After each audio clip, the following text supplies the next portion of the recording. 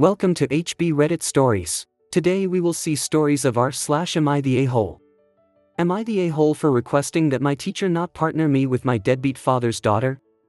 My father walked out on my mom when she was pregnant with me, 16M. They were married for like 5 years at that point, but he was cheating a lot. Mom trying to divorce him went through hell because they'd picked up and moved. He never met me. He didn't show up at court for their divorce, or for custody, or for child support. He went to jail 3 times for failure to pay child support and for trying to avoid child support by quitting his jobs and not declaring his new place of employment. I still haven't even met him. But around a year ago he moved back with his family, the affair partner and their kids. He has a daughter 5 months younger than me, a son about a year and a half younger, and some other kids who are younger again, but I don't know their ages. I only know the older 2 ages because of school and sharing some classes with his daughter. She has tried to connect with me, but I told her I wasn't interested. We're not family, I don't want to know the affair family. Even though she was upset and cried a little in front of me, she didn't give up. And when we returned to our classes in August, she was suddenly in 4 of mine instead of 1 like last year. So I went to our teacher who assigns a lot of group stuff and asked her to never pair me with her. I explained the reason why and she was surprised but agreed that it would be for the best to avoid hostility during the project, and especially if others are working with us. Twice she has tried to claim me as a partner or make me a part of her group. The first time as her solo partner and the second time in a bigger group. Both times our teacher refused. This made her realize what I'd done. She told her parents. They went to the principal and demanded a meeting with me and my mom. Mom went but left me out of it and explained why to the principal and told him she didn't think the first time I meet my father should be when he wants to berate me for not working with his daughter. They tried to say I was bullying their daughter and I should be facing suspension or be forced to make it up to her through some kind of buddy program. The principal didn't take it seriously.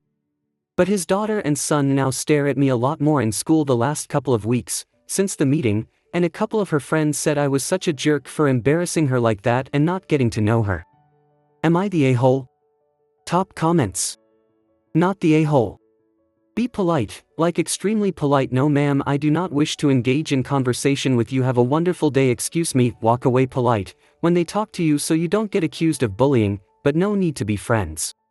If your father wants you to have a relationship with his family, then he needs to have a relationship with you first.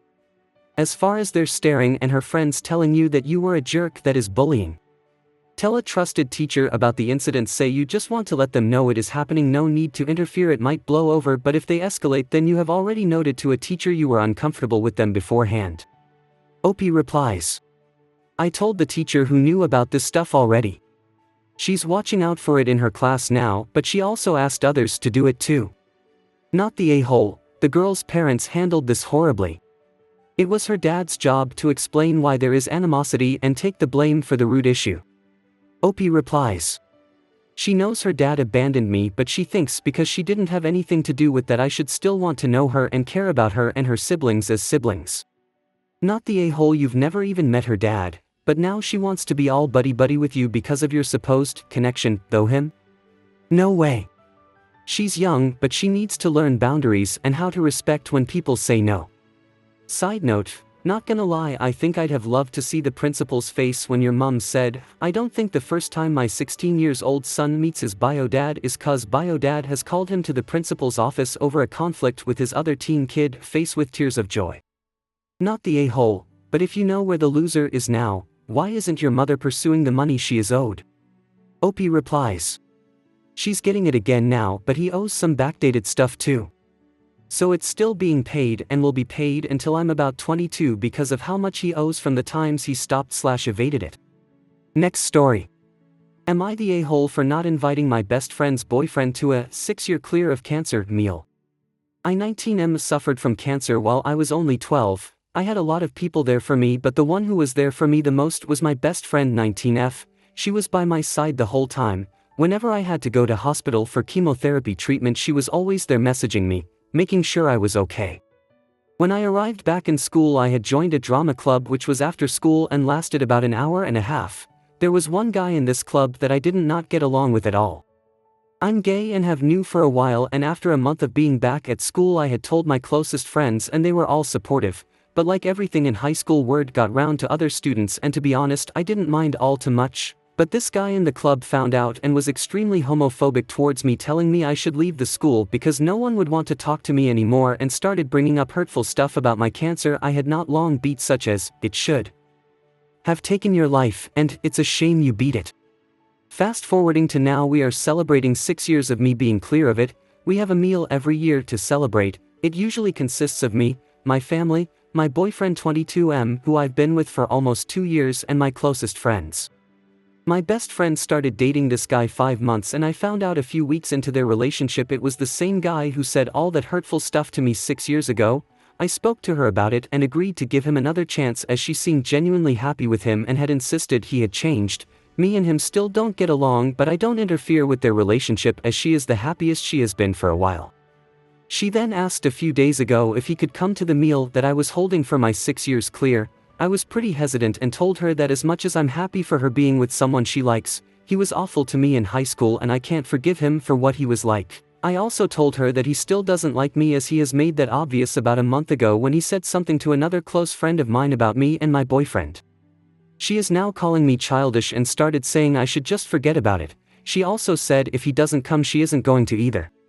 I don't know what to do, and I don't know whether to forget everything and let him join in the meal or deny her request of him joining and deal with the consequences of her not joining either. So am I the a-hole for not forgetting what he had done and denying my friend's request of him joining?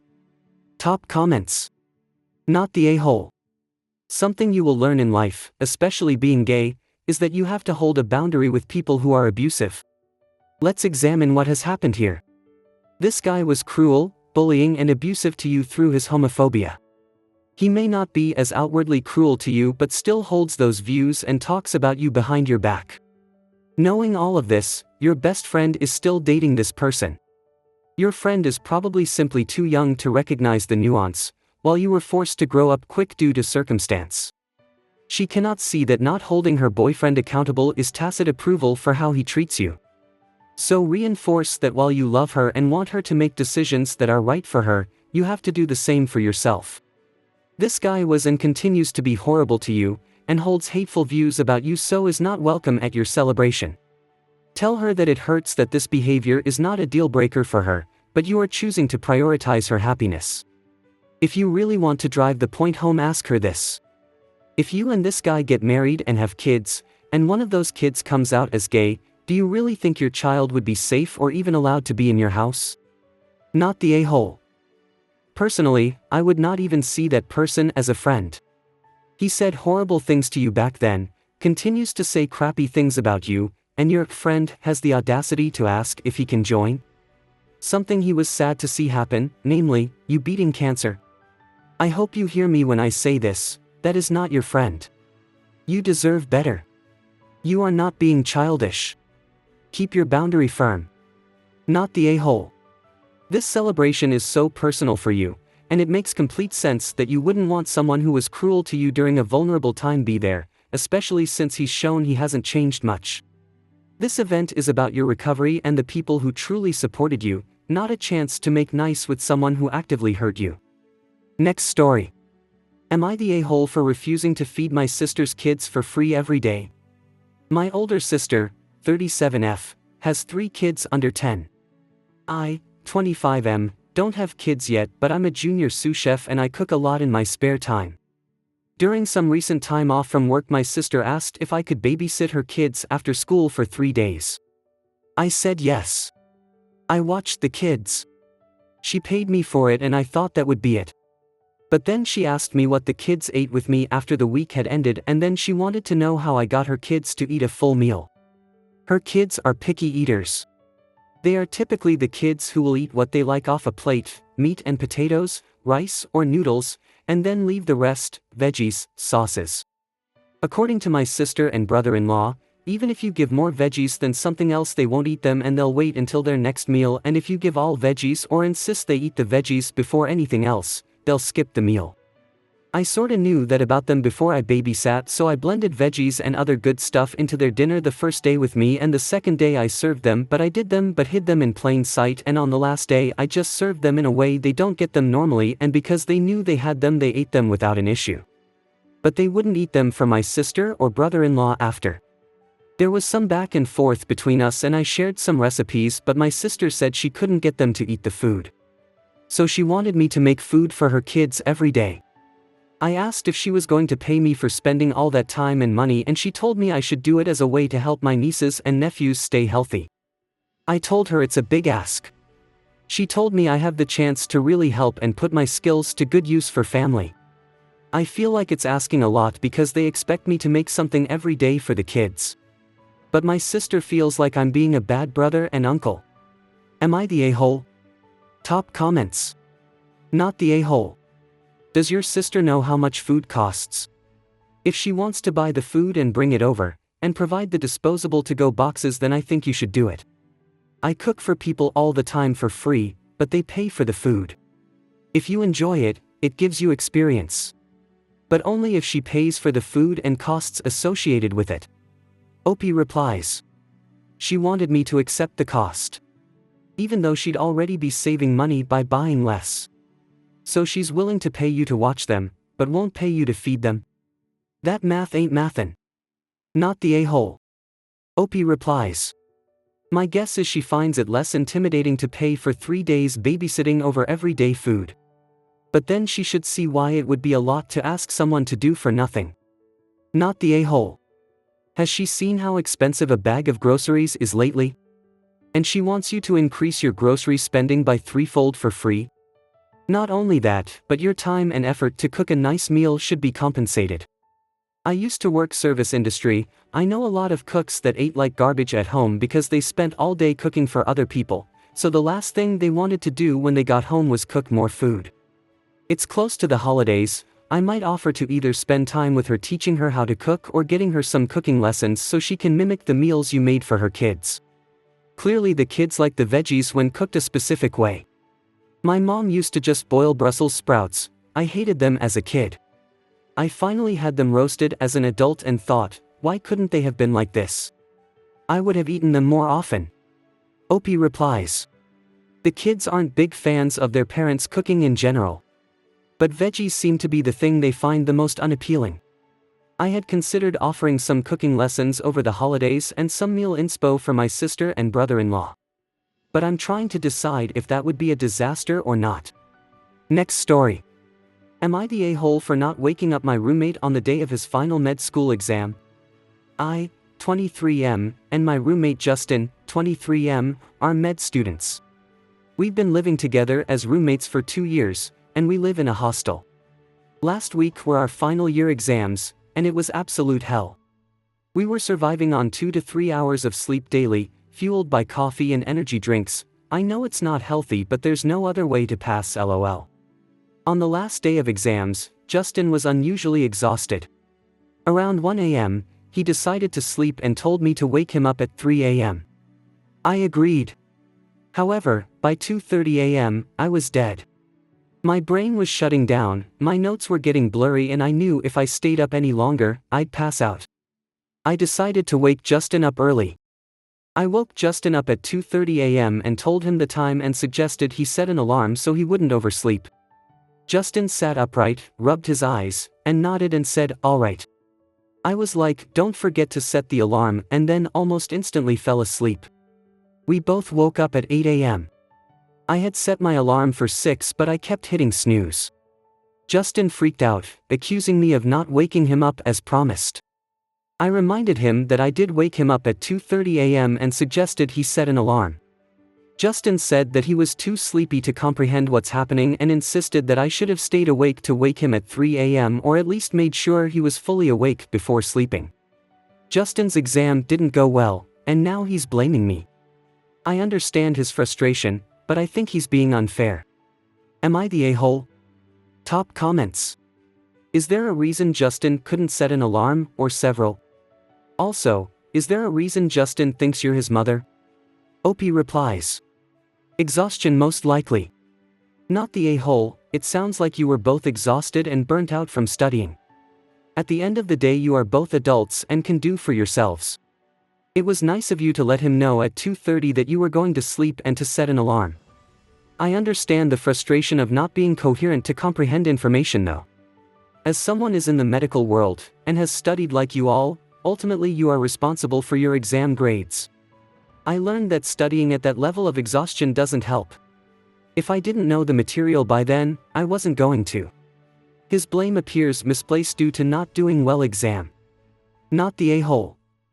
Plus the extra sleep was what his body needed more than studying. He most likely did better than he would have if you would have woke him up at 3. Next story. Am I the a-hole for coming out to check on the baby who was screaming for 15 minutes after I asked my husband to watch him? Okay, this happened only an hour or so ago. My husband, 42M, is really angry right now. I had asked him if he could watch the baby, 3 months male, so I could take a shower. He said yes and took the baby right away. I took my time getting my soaps, towel, washcloth, and other shower things organized in the bathroom. During the entire 15 minutes of me being in the bathroom, the baby was crying so hard that he was losing his breath. I was wondering why he was crying for so long, so I came out of the bathroom and found that my husband had brought the baby swing into the kitchen and left the baby to cry while he cooked dinner on the stove. The baby's face was red and tears down his face. I grabbed his pacifier and tried to calm him down a bit, and my husband became irritated that I was fussing over the baby instead of getting in the shower. I went to the sink to grab a clean bottle, intending to make a bottle and sit down to feed him so he stops crying. My husband reacted instantly. He swore at me, and grabbed the bottle himself and started making it. He said I was ruining his plan for the night, and that I was taking over. He made the bottle and took the baby to the living room and fed him, telling me to go take my shower already. Why didn't he just feed the baby 15 minutes ago? I went and took my shower, came out and found the baby to be perfectly happy now, and my husband back at the stove and babbling with the baby. His mood was perfectly fine at this point. I decided my best option would be to go sit in my room and try to calm down before I talk to him. He comes in and asks why I closed the door. I say that I don't really want to talk to him right now.